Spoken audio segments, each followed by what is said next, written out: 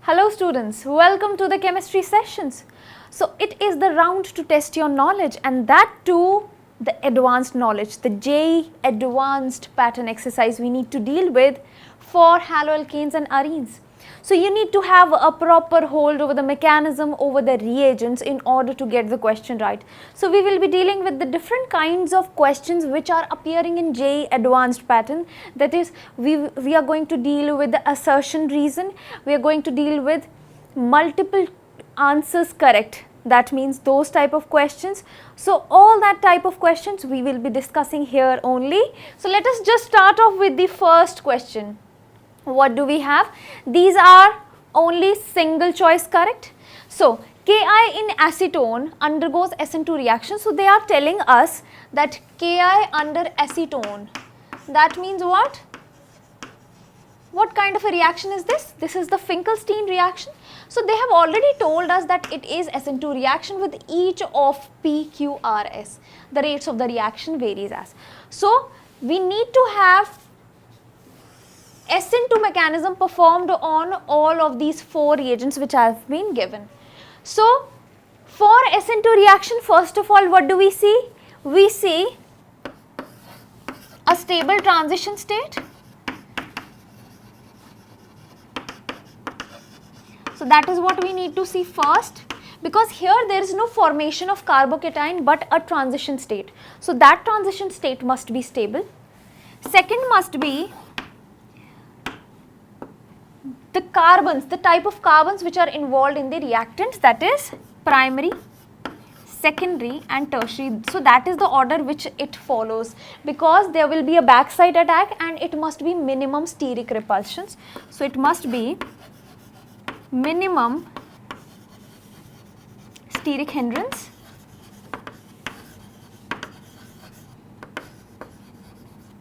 so we need to have these type of factors done in order to actually check the stability, check the rate of the reaction. So more will be the stability of the transition state, more will be the rate. So let us just have a look. What kind of, first of all, the carbons are involved. So over here if you see, this is methyl chloride. So in the case of methyl chloride, this is primary, or I can say not primary but 0 degree carbon. That means it must be very, very stable. This is again having somewhat certain kind of a steric hindrance because of the presence of this is secondary carbon. And what else? Here if this chlorine goes off, this is, this very carbon is what? It is primary carbon, and here again primary carbon. But if you look here very carefully, what do I have? I have got, so in order to judge what will be the rates of the reaction as per the compounds given, so first of all I will be actually checking out the stability of the transition state. So if you check out here, which will be more stable? This compound S will be more stable. If you observe this compound, so what it is there? This is the benzene ring, showing what? It is showing, or I can say this entire thing over here, it will be having a minus R effect. It is actually a withdrawing kind of a group that is present over here. This will lead to this withdrawing power, withdrawing capacity of this very group. That means a phenyl attached with a carbonyl. This very group will be capable of withdrawing the electrons. That means this chlorine can go off so easily. So it is a primary carbon. That means very stable in the case of SN2. So here we are dealing with SN2. Also, it has got a stable transition state due to the minus R effect, or we can say the withdrawing effect or minus R effect of this very group present. So that means making it the most stable one. So where is the most stable one? Here it is. So we have already distinguished our answer, but let us just discuss the other options as well. So what do we have here? PQR. So although it was having primary carbon, that is the stable one, also a stable transition state, both of the factors making it behave as highest rate of reaction. It will be having highest rate of reaction. But if you observe where SN2 mechanism is most stable, that is the 0 degree carbon. That means I have got P as the number 2 having the second highest rate, that is followed by P. We have got this right. Now if I move on to that, it is saying R and Q. So let us just analyze R and Q as well. So if you observe, again primary will be having a higher rate as compared to the secondary. So that is what it is, primary, that means R followed by Q. So I hope everybody has got it, that what all kinds of actually factors we apply in order to find the rates of reaction. So that was the case when we were dealing off with the SN2. So you need to have particular type of logics while dealing with SN2 or SN1. So I hope that is clear to you. Now let's move on to the next very question. So basically elimination SN1 and the SN2. These are some of the particular reactions which we are going to deal in haloalkanes and haloarenes. Let's move on to the next. Now we have come up to the multiple choice. That means here there will be more than one answers correct. So what do I have? I have compounds that on hydrogenation produce optically inactive compounds are. That means I need to perform hydrogenation. Let us just say on the compound H2, and I need to have optically inactive compounds.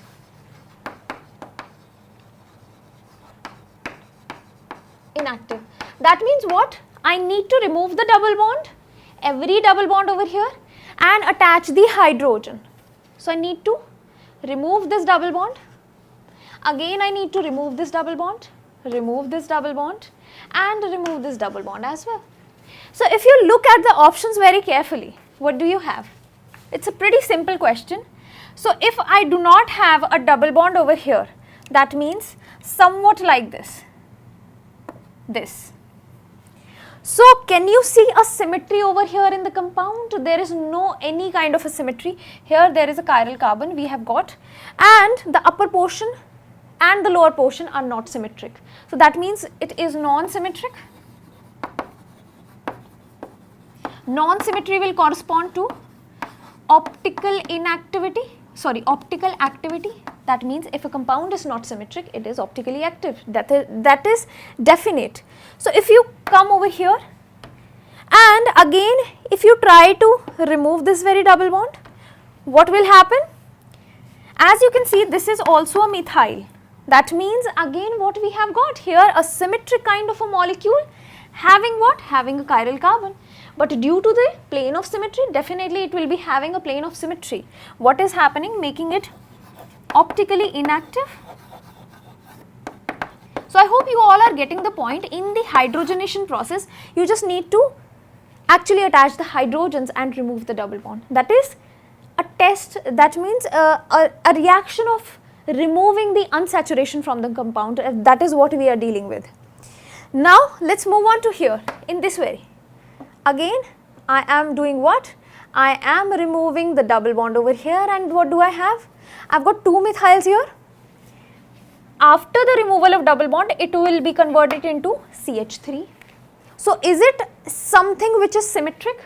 I don't think so. It is not a symmetric molecule here. Still having a chiral carbon, that means making it what? Optically active. What else? We have got it here. And again, after the attachment of hydrogen, it becomes CH3. That means making it again what? Again a symmetric kind of a molecule. So that will be optically inactive due to the presence of planar symmetry. So what all are optically inactive? So I've got two options over here, B and D. I hope everybody has followed up. Let us just now move on to the next question. So first let me rub this off. So again a very good question here. For the following compounds, the correct statement with respect to the nucleophilic substitution. So I need to have SN, and they haven't specified whether it is 1 or whether it is 2. That means I need to apply the logics. So just observe all the molecules over here and let us just have the statements. So which all statements are true, we need to find out. 1 and 2 follow SN2 mechanism. So let us just analyze. 1 and 2, they are saying it is following SN2 mechanism, but they haven't given any kind of a solvent over here. So each and every compound will be having a possibility of SN1 as well as SN2. So here particularly, this is what a primary carbon. If this gets removed, again if this gets removed, it's a primary carbon. That means depicting what? Depicting the formation, depicting the mechanism of SN1 as well as the SN2. That means this very statement is true, that 1 or 2 compound may or may not be undergoing SN1 and SN2. Now let's move on to the next statement. Compound 4 undergoes inversion of configuration. So let us just analyze the 4. When is the inversion of configuration? It is when there is a chiral carbon present in it and it is following up SN2. So when there is inversion, first of all there is a chiral carbon and what? And it is following up SN2 mechanism. So these are the two conditions. So for the compound to follow SN2, it must be what? So it is, yes, it's a secondary carbon over here, so it may undergo SN2.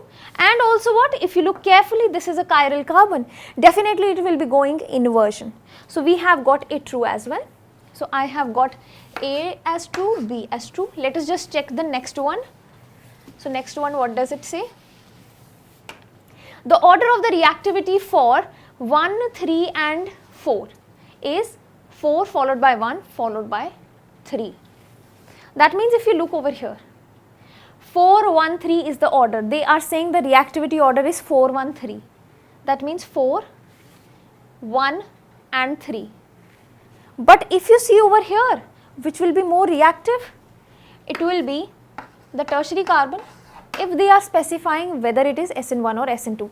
But if you look at the option carefully, they haven't specified whether they are talking about SN1 or SN2. That means this statement cannot be correct.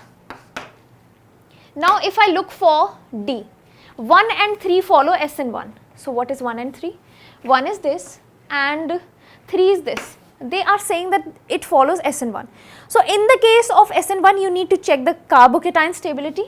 So here if you remove this one, I have got a very stable, that is benzyl carbocation.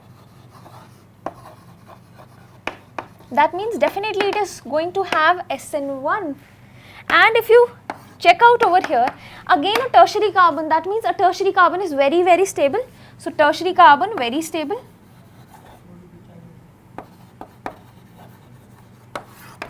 That means what? Here we have got this very option is also correct. So I hope you all have got this. So I have got D as also correct, A, B, D as my answer here. So just give it a thought and then I'll be back with the next question. So I hope each one of you have given it a thought and you have analyzed all the options properly. So it is not a rocket science when you are dealing with the JEE advanced questions. They are only simple, but the only thing which is actually dealing here is the type of mechanisms, the kind of, you need to analyze each and every mechanism, you need to study each and every mechanism properly in order to actually have these questions right. So now let's move on to the next very question. What do we have? So we have discussed 2 multiple choice questions and let's move on to another kind of questions, that is now the comprehension or the passage type questions. So it's a very interesting kind of a thing. You need to read the comprehension, the entire comprehension. Do not waste too much of time while dealing the comprehension. Just give it a quick reading over to it. So the polarity of the carbon halogen bond, so they are actually telling us about the CX bond, is responsible for the nucleophilic substitution. We all know that due to this polarity there is SN reactions happening of alkyl halides which mostly occur by SN1 and SN2. So they have specified SN1 and SN2. The rates of SN2 will be governed by the steric factors we already have discussed. So, SN2 is always governed by steric factors. So, just form a quick map of the comprehension, entire comprehension, so that you do not every time have to undergo reading the entire comprehension again and again. While that of the SN1 reactions are governed by the stability of the intermediate. That means intermediate is carbocation. Now, chirality has a profound role in the understanding of the mechanism. SN1 and SN2 reactions, yes, definitely chirality plays a very important role, whereas SN2 reactions of chiral alkyl halides are accompanied by inversion. So, we all know whenever there is SN2 and there is a chiral carbon, we already have discussed this, there is inversion, whereas here there will be racemization. So, that is what the comprehension is saying. Let's now have the questions. So, questions will be comparatively easier. So, let us just have it. Now, which of the following is an example of SN2 reaction? So, you need to find out which one is showing the SN2 reaction. So, if you analyze the first one, OH is replacing, that means OH is replacing the bromine, definitely a substitution, and there is a nucleophile, that means a nucleophile substitution. And also what do you observe over here is there is primary carbon favoring what? Favoring SN2 mechanism.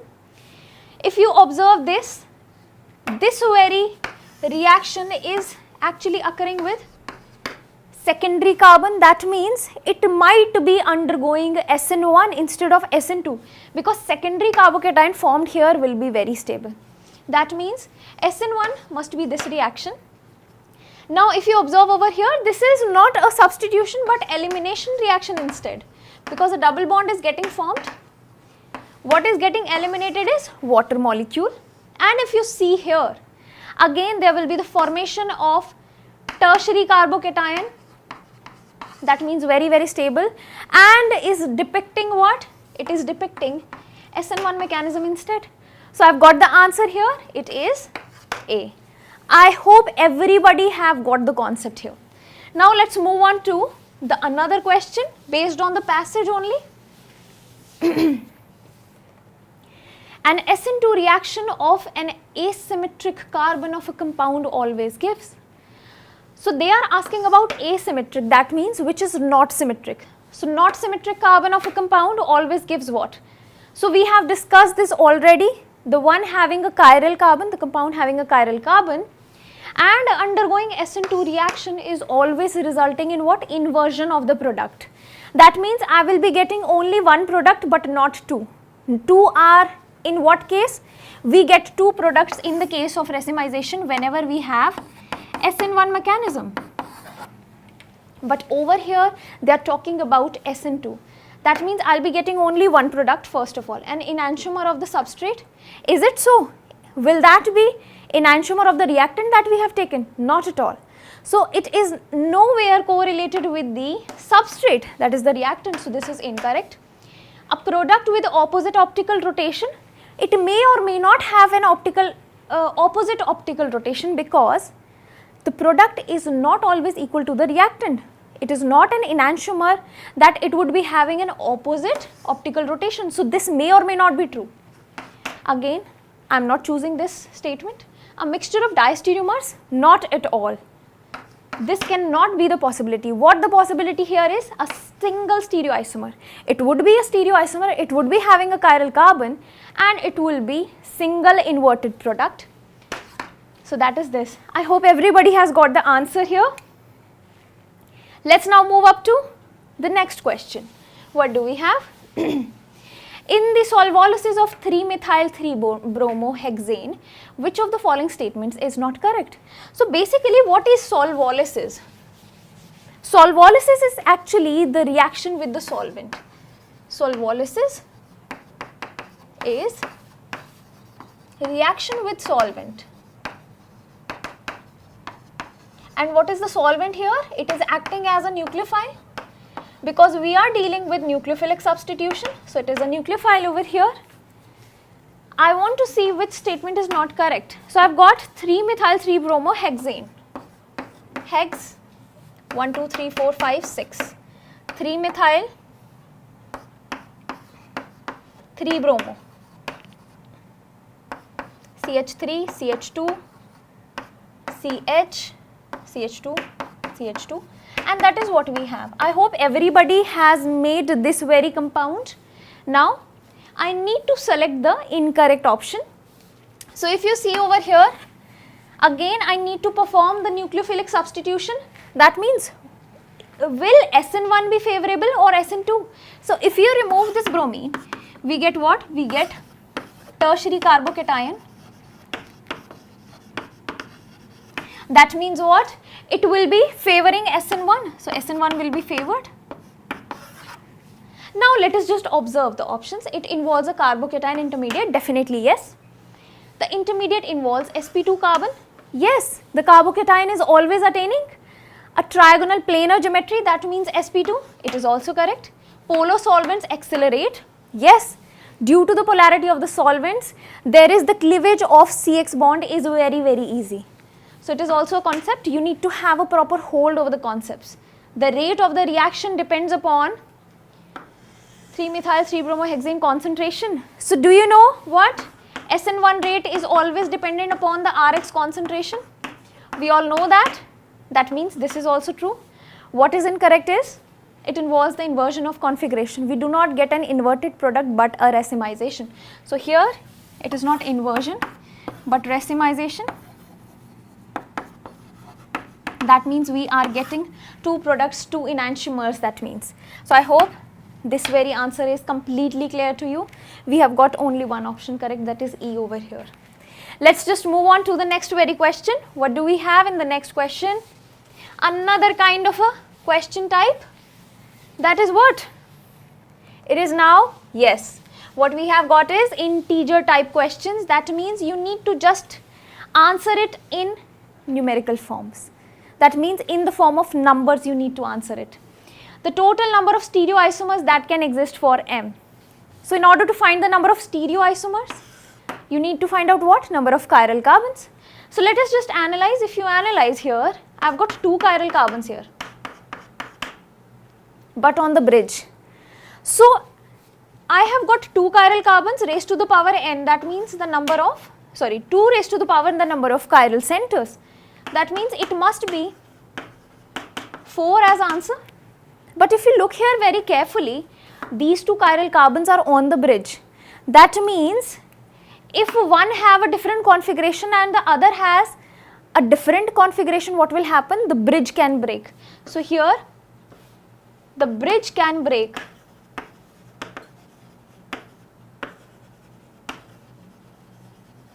That means in order to actually avoid that breakage, what will happen?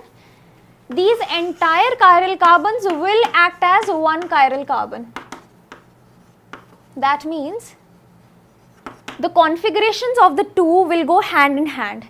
If there is an inverted kind of a configuration, then both of the chiral carbons will be inverted simultaneously, and that is how the configuration will be arranged in this case. That means behaving as one chiral carbon. That means what? I have got now one chiral center, that means 2 will be the number of stereoisomers possible. So you just need to write, there is no options provided here in the question. I just need to write 2 as my answer. So I hope everybody has got the concept. Whenever there is the involvement of bridge, there is always the chance of breakage. So you need to see that which will be the favorable condition. I hope everybody has got it. Let's now move on to the next question. What do we have? Now it's the question assertion reason type. Type 1. What is the type 1? I have got statement 1.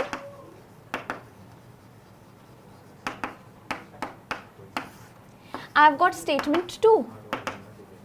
That means I have given two statements, and what is the possibility of the 2 statements involved? Statement 1 is true, statement 2 is true, both are true, but statement 2 is the correct explanation of the 1. So I need to have a correlation between the 2. Statement 1 is true, statement 2 is true, but statement 2 is not the correct explanation.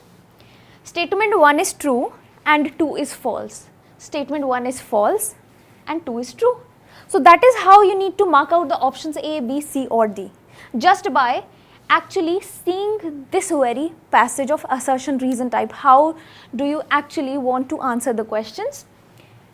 Now let's move on to the statement 1 and 2 and just see the correlation between. Addition of Br2 to 1-butene gives 2 optical isomers.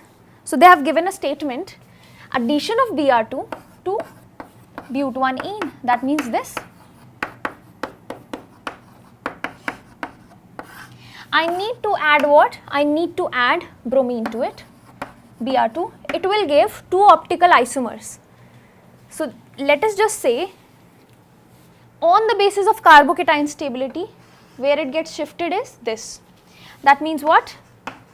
I've got something like this as my product. Now where is the chiral carbon? Here is the chiral carbon. So they are saying that the product contains 1 asymmetric carbon. Is it so? Yes, definitely it is so. That means the statement 1 is correlating with the 2. That means this is also true, this is also true, and both are correlated. This very statement implies the explanation, the product contains 1 asymmetric carbon. So the product was having 1 asymmetric carbon. That is why we are getting what? 2 kinds of optical isomers. It would be the 2 enantiomers that we are getting over here. I hope everybody is getting it. Either the bromine can be attached this ways or that ways, making 2 enantiomers as the product. So that means I need to mark out A as the correct option. A is what? A is, let us just see. A is statement 1 is true, statement 2 is true, and statement 2 is the correct explanation of 1. I hope everybody has got it. So just try to analyze this question again and I'll be back with the next question. So let's move on to the next question. That is the second last question. So what do I have? Again the assertion reason type, but here I've got the type 2. What does type 2 says? I've got an assertion and I've got a proper reason for that. I need to check whether the 2 are correlated or whether one is false, other is true. So that is what I need to check, if both assertion and reason are true and the reason is the correct explanation. If both assertion and reason are true but reason is the not correct explanation, not correct explanation. If assertion is true but reason is false, if both assertion and reason are false. So that is what we need to check. So let us just have the statement right here. Assertion. In comparison to ethyl chloride, it is difficult to carry out nucleophilic substitution on vinyl chloride. So what is vinyl chloride first of all? Let me just draw the ethyl chloride. That is ethyl chloride. What is vinyl? So that is vinyl chloride. So can you see something different over here in vinyl chloride? In vinyl chloride, there is always a possibility of resonance. That means there is a double bond character over here. Making it what? Making this breakage of this bond very, very difficult. That means what now? Assertion says, in comparison to the ethyl chloride, it is difficult to carry out nucleophilic substitution on the vinyl chloride. That is very true, because here the breakage is very difficult due to a double bond character. So that is double bond character. And what is the reason they have given for it? Let us just check out the reason. Reason is vinyl group is electron donating. That is not a kind of a reason, because here the reason is resonance basically, not the electron donating. It is never electron donating but electron withdrawing. So that is what we need over here. And what do we get? Reason is not the correct explanation. Also, vinyl group is never electron donating. This is false and the assertion is right. So let us just have a right option over here. I've got assertion as true but the reason is false. That means C is the answer over here. I hope everybody has got it, that how we are dealing with assertion reason type questions. So you need to actually give it a reading before attempting the questions. You need to have a proper knowledge about how to answer, how to pick up the correct options. So now let's just move on to the very last question that we have. It's a very interesting question. Now it is the match the column. So you need to match out the columns. You have given certain options having certain reactions as you observe, and you need to check out what these reactions are actually known as. So I've got first here alkene reacting with HBr in the presence of what? This is what? This is peroxide. So it is always what? We all know, that is anti-Markovnikov's. What next? This is what? This is HBr but in absence of peroxide. So this is absence of peroxide. That means what? I've got Markovnikov's for this one. C6H5NH3 in NBS and what? In the presence of H nu. H nu means, that means a free radical mechanism. So that is a free radical. That means whenever there is free radical, there is always, we all know that there is site substitution. So is there any kind of a site substitution? Yes, definitely there is. I am not actually spoon feeding you, but I am giving an idea about the reactions what it is. So here we have got the last option, that is CH3, Br2 in the presence of FeBr3. So that is what? Whenever we try to perform benzene and we get Br2 in the presence of FeBr3, we always get what? Bromine attached to either here or bromine attached to either on the para. That means what? On to the nucleus. What is the nucleus over here? That is the benzene. That means what? We have got the answer as nuclear substitution here. So I hope everybody is able to got the answer. What do I have here? C is correlating with P. What do we have? B is correlating with S. A is correlating with Q. And D is correlating with R. So that is what we have as our answers. I hope everybody has enjoyed this session. You need to just revise all the questions, all the concepts once again in order to have a proper hold over this very chapter. This is very, very important. It holds a lot of weightage. So I'll be back with a new question round in the next sessions. Till then, you just need to revise, just need to practice out. Have a very good day.